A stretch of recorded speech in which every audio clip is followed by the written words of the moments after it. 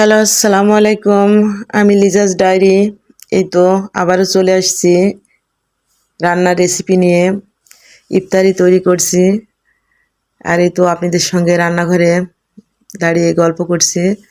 দেখেন আমাদের মেয়েরা এই বিকেল শুরু হইলে আমাদের রান্নাঘরে আসলে ইফতার বানানোর ঝড় উঠে যায়। ইফতার তো তৈরি করতেই হবে। ইফতার না করলে তো বিপদ। বাহিরের ইফতার এখন আর চলে না। এখন যারা একটু বাসাতে ইফতার বানাতে পারে তারা বাসাতেই তৈরি করে। এদিকে আমি একটু ডাউলের বড়া ভাজি করে নেব। দেখেন আমার মতো এইভাবে ডাউলের বড়া অবশ্যই যারা খাননি একটু হলেও বাসাতে ট্রাই করে বানিয়ে খাবেন। দেখেন আমি একটা গাছের পাতা দিয়ে বড়াটা ভাজি। আসলে এই পাতাটা দিয়ে বড়াটা ভেজে খেলে শরীরের জন্য খুবই উপকারী একটা পাতা।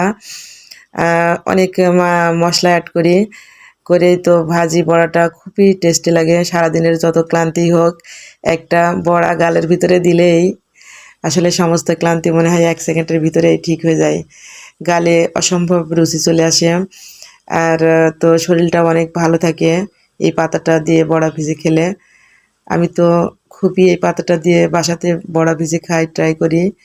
আসলে রমজান মাস ঠান্ডা লেগেছে, এই জন্য মানে কথা বলার ভয়েসটা খুব একটা ভালো হচ্ছে না।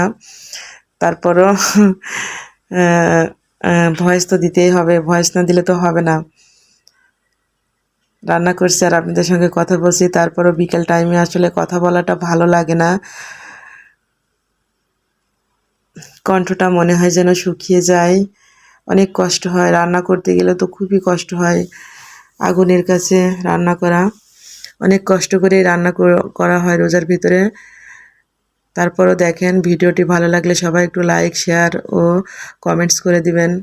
নতুন পেজ, ভিডিওটি একটু বেশি বেশি শেয়ার করে